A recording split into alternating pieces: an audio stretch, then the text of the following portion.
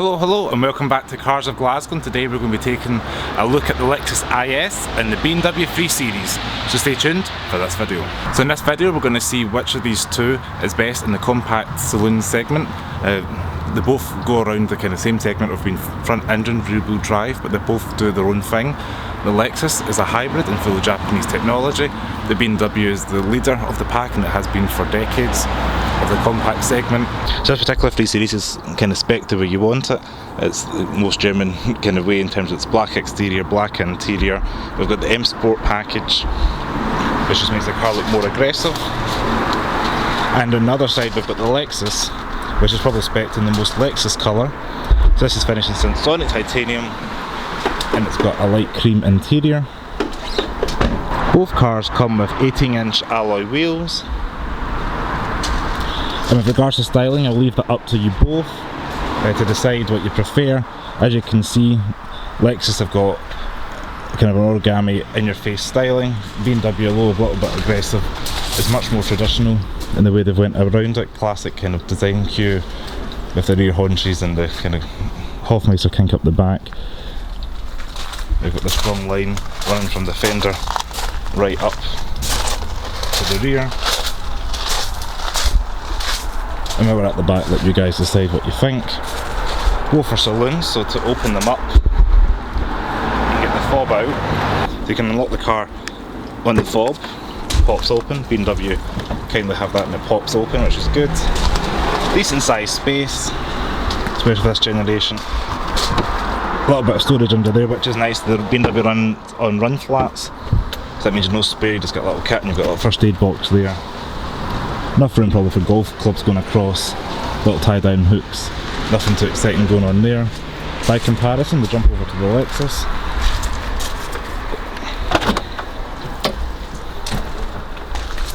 Excuse the little packages at the back there, but as you can see, not as wide because you've got this little cutaway kept in there. A little bit small in the 3 Series, and the battery pack's under here as well, but there is a little bit of storage underneath for some tools.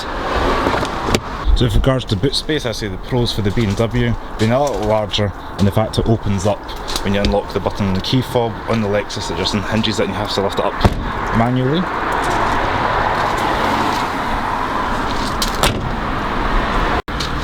Both of these cars are not going to be award-winning rear seats. In the back of the BMW, we've got high quality materials, leather, silver trim. Seating for two, three's going to be a push due to the high transmission hump. I like this BMW thing where they've always padded the entry and exit way. It's not hard plastic, it's nice and soft touch. They've been doing that for a while. Got an armrest in here, cup holders there. All in all, not too bad. No storage behind the seats, so you've only got a little bit of door pocket storage there for a bottle or something like that. If we go ahead and compare it to the Lexus, one little negative is the fact this little kink here can jump out and kind of hit you a little bit. But same kind of deal, ideally suited for two. Large transmission hump again, this time with no storage in the door cards, but we do have little pockets behind there for your iPad, things like that for the kids. And I think it's a little bit easier to get the child seats in just because you've got these little flaps here. Headroom isn't too bad either, I do fit myself in here. And being the Premier trim, this car has now got wooden inlays with the leather instead of metal. But again, everything's high quality material all throughout the back of this car. And with regards to your seat room, I would say it's a tie, because they both have the pros and cons, and it probably balances out the same. But as you can see, cup holders are a little bit better designed than the Lexus, and the leather's just a little bit more premium. So a plus point for Lexus here, we get keyless entry. It's pretty much standard on these cars apart from the base trim. So you join me inside the Lexus, foot in the brake, touch the button. Again, being Premier trim, we've got the steering wheel coming towards us and the seat moves to adjustment. We've got free memory seating. Have it staged anyway. Infotainment in this Lexus is controlled through this little touch mouse pad here. There is a control shortcut. You can go for things like your climate, audio, sat nav, etc. I quite like the fact at touch of a button you've got these touch capacitive buttons here. Got your fan speed, direction of airflow, all pretty nifty. The cabin in the IS is much more kind of origami design as well, like the exterior. We've got a little shelves, a little line everywhere. I quite like this kind of satin silver trim they've got throughout the cabin, it's pretty nice. All cars in the UK anyway are the IS300H, which means you get 2.5 litre petrol 4-cylinder coupled with a battery pack. Just produces about 200 brake horsepower. Again, very competitive with the BMW. When we get in that, we'll see the difference. All cars here in the UK anyway come with the Cvt Gearbox, which means continuously variable transmission. But some of the things I like about this Lexus are the gadgets. So we've got the premium sound system like Mark Levinson. We've got heated and cooled seats at the touch of a button, which is a nice feature. Most cars come with heated seats in this class, so cooled seats is a nice option. Everything's automatic. I said you've seen the seats, you've seen the steering wheel, and we've got automatic dimming mirrors, we've got blind spot monitoring, we've got automatic headlights, automatic wipers. Everything you really need is just there and sorted. I also quite like this analog clock, just kind of a classy touch. And everything's got a nice build quality, got a little bit of rail wrap kind of stitching up here, and everything's pretty solid. And being a used car as well, 5-6 years old, everything's kind of pretty solid. A little bit squeaking up here just in this kind of a plastic, but everything feels chunky and kind of well built and built to last. And you've also got the bonus of Lexus Untitled Reliability, which really is unparalleled across the globe. And for anybody wondering, is a 2.5 litre economical? Being petrol as well, we're getting 47.3 miles to a gallon at the moment, which isn't too bad. I have managed to get to 50, but just during lockdown I've not been driving it as much on longer journeys, so 47.3 I think it's not too bad. So you join me inside the BMW 3 Series now. As you can see, the cabin's much more kind of German design, straight lines, with the Idrive up here. We're going to push the button to start. Both cars have got push to start. In comparison to the electric motor that starts up in the hybrid, first of all, you get that diesel rattle. Kind of is a bit of negative on this car. Everything else is pretty ergonomically designed as well, like the Lexus. Very different layout. So you've got a tuning knob here, fan speeds and temperatures controlled at a touch of a button, like so, instead of the kind of capacitive button sliding up and down. One feature that I like in most BMWs have got this. You run your finger across these numbers and you can have them set as radio stations, contacting phone numbers. You can have it as sat-nav address. It's really a pretty handy feature at a touch of a button. It can take you home like so. This car's got heated seats, but you can't get cooled seats, that's just there. This particular car's fitted with an 8-speed automatic gearbox made by ZF. Pretty decent, and I quite like this little party trick. You hold it to the right, push park, and it pings over, like so. So like the Lexus, everything's high quality materials and kind of well built. Nothing rail wrapped on the dash. You can get that as an option, obviously, before anybody says in the comments. You can get a railer dash as part of the extended railer pack. But as is, this is, I mentioned, this is kind of the most common way you're going to see it. The Idrive controller, sorry, the Idrive controlled through the Idrive controller that's located down here. It's one of the best in the business, and it's, compared to the Lexus, definitely it's one of the easiest to use. I used to have a F30 1 Series, and I found this really easy to use. And now into Lexus, it's a bit harder to use the mouse pad on the go, whereas the radio and all that can be easily accessed at a touch of a button.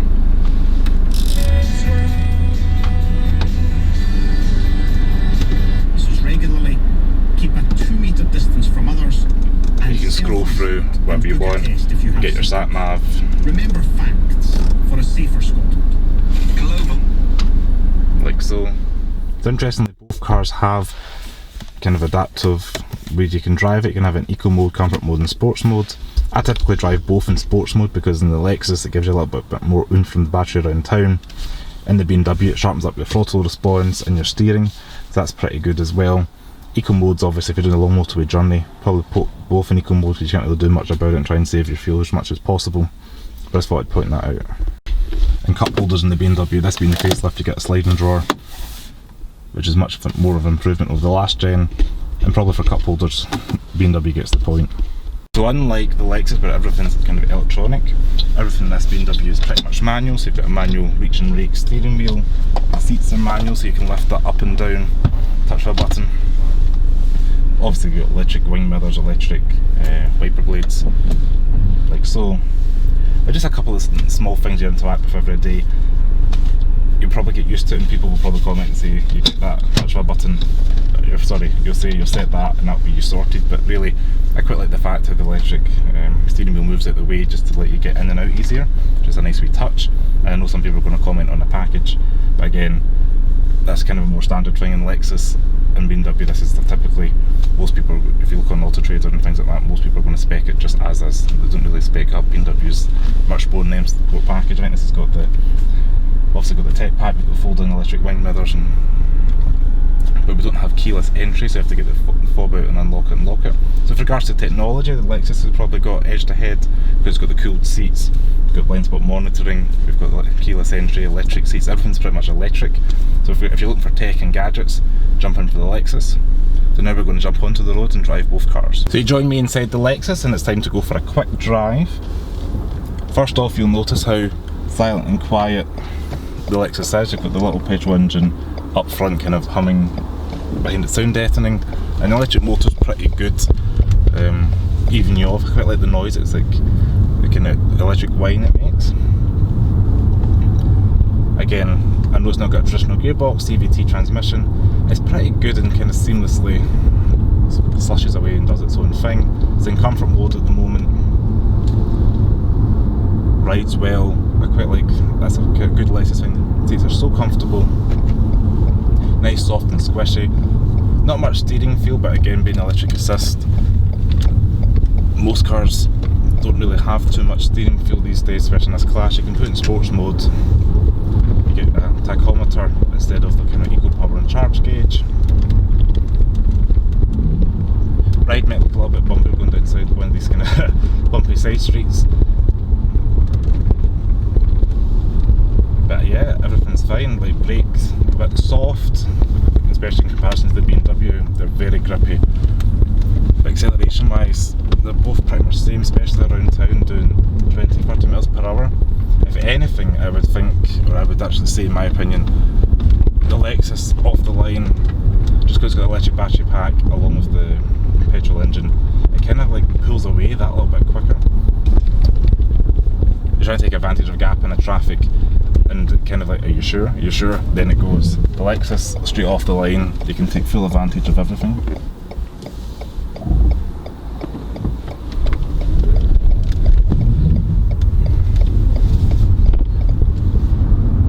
Go back to the Lexus, put the foot down. In sports mode, we've got a little button on the side here called ASC, sorry, acoustic sounds kind of control generator thing. You put it on, and it pipes through, getting the noises of a V6, I would say. It's quite unusual, especially in a hybrid like this. But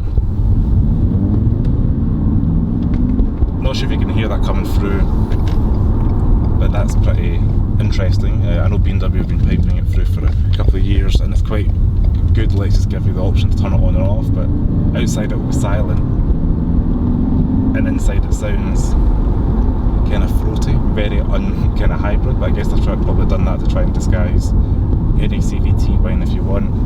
But what I quite like it is, and if you leave it in normal mode, turn that off, and just enjoy the silent driving.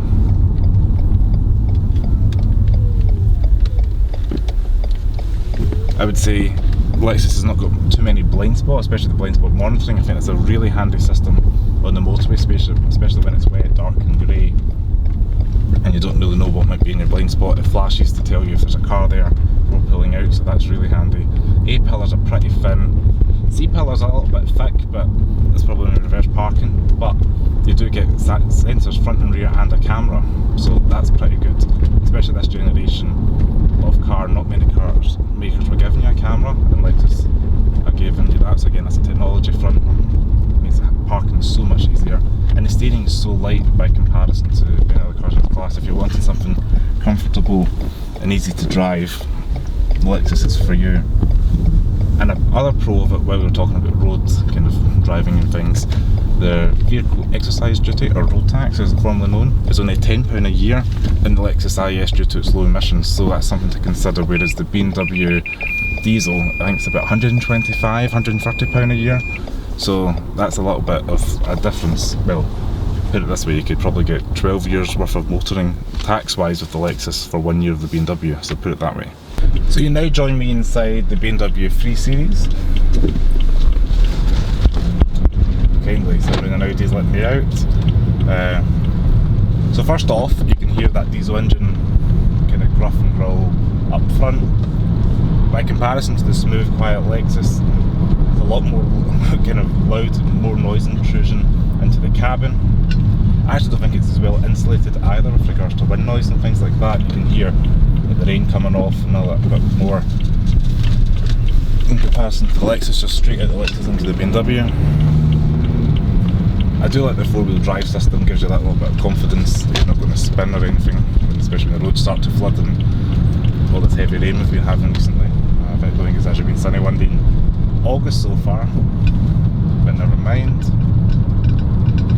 Right now we're in kind of comfort mode, put it into sports mode. I will say with regards to sports mode in comparison to Lexus, it holds the gear and kind of rev a little bit higher, so you probably will use a little bit more fuel around town, but it does make it a little bit more eager to drive and kind of you can take advantage of gaps in the traffic. There's like the throttle response is a little bit more aggressive and easier just to kind of put your foot down and you're just going. Steering feel a little bit tight and probably how a BMW should feel. So that's how I would drive my BMW if I was you. Once you're on the motorway, these cars are totally miles apart. The hybrid probably get about 47, 48 to a gallon. You can get it over 50, but you would really need to be driving below 60 miles per hour to achieve that. That's what I try and aim at when I'm driving the IS. For reference, actually both these cars are family cars, so I do get to drive them fairly regularly, so it's quite a good comparison. This car at the moment, combined fuel economy for its life in comparison to the Lexus, I think it was 47 point something or 48 to a gallon, 41.6 miles to a gallon we're getting in the BMW 3 Series. And obviously that's a 2 litre diesel unit, I think about 184 horsepower give or take, 8-speed Cvt Gearbox as I mentioned. And 0 to 60 times are very similar. I think it's like 7.9 seconds for this and maybe like 8.2 for the Lexus IS, but they both feel pretty fast in their own way. They're not Lamborghini fast by any stretch of the means, but around town I would say the Lexus is probably slightly better around town, especially if you live in a suburban area, just to get that little bit more confidence moving off the line and things like that. Whereas when you're on a motorway, I think you can't really beat a diesel in general for MPG and travelling at 70 miles per hour. Also the BMW is a little bit lighter just because this particular one's not carrying the battery pack. I know you can get a F30, which is like a plug-in hybrid electric, and that'll be a little bit heavier again, using a petrol motor, similar setup to the Lexus. It's not a plug-in hybrid, but it's just a kind of self-charging hybrid, as Lexus would say. It's all self-contained, it's got regenerative brakes and things like that to kind of keep as much energy going into the battery. Whereas the BMW is just your kind of traditional car, fossil fuel burner, 8-speed gearbox, rear-wheel drive. Well, this particular one's 4-wheel drive. And it's just a kind of almost like the past to where we are now, and probably the future is going to be electric and hydrogen cars, I guess. Out front, visibility is not too bad. You're more aware of the bonnet, just the way it kind of stretches out in front of you. The Lexus quickly dips off down below.